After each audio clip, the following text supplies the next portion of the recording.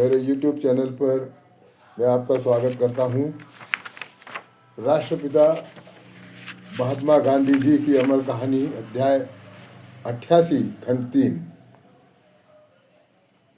हम अभी दो तीन वीडियो बनाने की कोशिश कर रहे हैं क्योंकि ये काम बहुत बड़ा है। इसको करते हुए मुझे लगभग 3 महीने हो गए और अभी भी बहुत कुछ बाकी है। इसलिए हमारी कोशिश है कि एक दिन में 2 या 3, 2 तो मिनिमम और 2 से ज़्यादा 3 भी वीडियो अगर हो सके तो हम कर रहे हैं उनको। तो ये हम आज 88वां अध्याय जो है उसको देखेंगे। पिछले भाग में हमने जाना कि बापू के मित्र मिस्टर कैलन-बेक ने उनसे एक प्रश्न पूछा जो पहले कभी नहीं पूछा था। उन्होंने पूछा कि हमारे बच्चे आश्रम के बच्चों के साथ रहते हैं, उनमें कुछ बच्चे बिगड़े हुए हैं, उनकी संगत से हमारे बच्चे बिगड़ेंगे ही, यह मुझे ठीक नहीं लगता। उस पर बापू बोले कि उन सभी बच्चों को मैं यहाँ लाया हूँ और इसलिए मेरे औरस पुत्र और उन लड़कों के प्रति मेरा कर्तव्य एक सा है और मैं चाहता हूँ वो यहीं रहें और फिर मेरे बच्चे उनके साथ ही रहेंगे। फिर आप ये क्यों नहीं सोचते कि मेरे बच्चों के जो अच्छे गुण हैं उनका प्रभाव उन पर हो? लेकिन फिर भी मेरे बच्चों पर कोई खराब प्रभाव नहीं हुआ और वे सबके साथ मिलजुल कर रहना सीख गए। और फिर आप बच्चों को तिजोरी में बंद करके रखें और वो निर्दोष रहेंगे और बाहर रखेंगे तो बिगड़ जाएंगे, ऐसा कोई नियम तो नहीं है।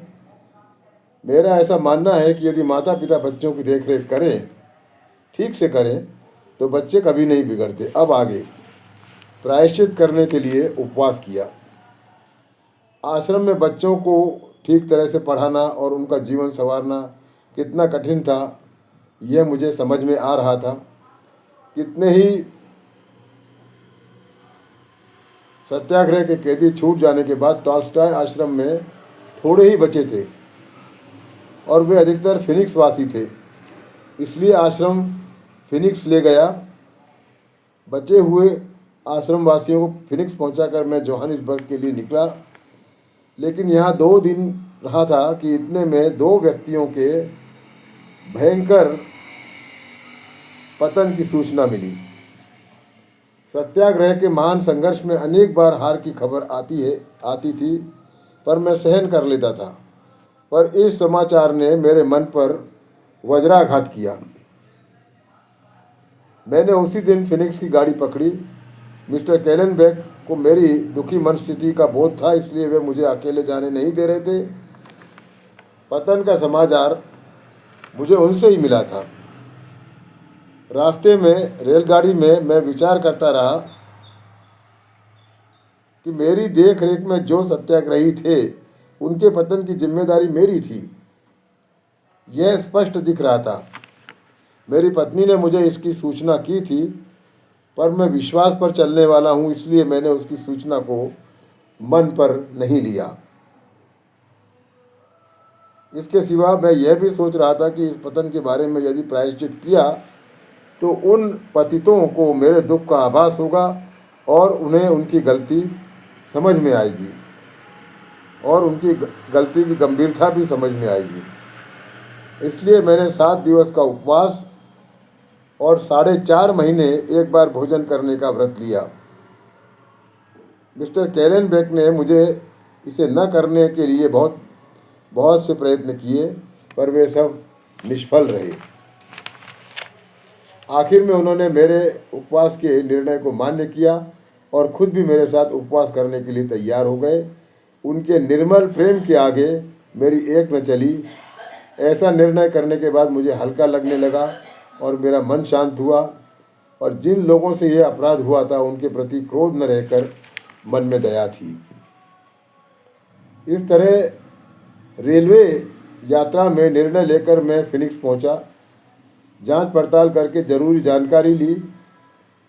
मेरे उपवास के बारे में जानकर सभी को दुख हुआ और वातावरण निर्मल हुआ। पापाचारियों की भयंकरता सबको समझ में आई और आश्रम के विद्यार्थी और विद्यार्थिनियों से मेरा संबंध मजबूत हुआ। इस प्रसंग के बाद मुझ पर 14 दिन का उपवास करने का एक और प्रसंग आया, लेकिन इसका परिणाम अच्छा हुआ। इस प्रसंग से मेरा उद्देश्य यह सिद्ध करने का नहीं है कि शिष्य के प्रत्येक दोष के लिए शिक्षक ने उपवास इत्यादि करने चाहिए, पर कुछ प्रसंगों में जरूरी होता है, लेकिन इसके लिए शिक्षक और विद्यार्थियों में प्रेम संबंध जरूरी है, अन्यथा ऐसे उपवास करने का कोई अर्थ नहीं होता। ऐसे उपवासों के बारे में मतभेद हो सकते हैं, फिर भी मैं ऐसा मानता हूँ कि विद्यार्थियों के दोषों के लिए कुछ हद तक शिक्षक जवाबदार होता है। इसमें मुझे लेश मात्र भी शंका नहीं है। 7 उपवास के बाद 4.5 महीने एक बार भोजन करने का हम पर कोई बुरा परिणाम नहीं हुआ और इसका मेरे मन पर, मेरे काम पर भी कोई प्रभाव नहीं पड़ा। उस समय फलाहार पर ही था, लेकिन उसके बाद 14 दिनों का व्रत उपवास करना मेरे लिए कठिन हो गया। इस समय तक राम नाम का चमत्कार मैं पूरी तरह नहीं समझ पाया था, इसलिए दुख सहन करने की शक्ति कम थी और उपवास के समय भरपूर पानी पीना चाहिए यह भी मुझे मालूम नहीं था और उपवास कठिन होने के लिए यह भी एक कारण रहा। और मैं थोड़ा लापरवाह भी हो गया था, क्योंकि पहला उपवास ठीक रहा था, इसलिए 14 दिन का उपवास 2 दिन के बाद बंद करना पड़ा। इसके बाद मेरा गला सूख गया था और गला भी बैठ गया था, फिर भी रामायण आखिर के दिन तक सुनता रहा और आवश्यक काम करता रहा। और इसी के साथ ये अध्याय समाप्त होता है। आपका बहुत बहुत धन्यवाद।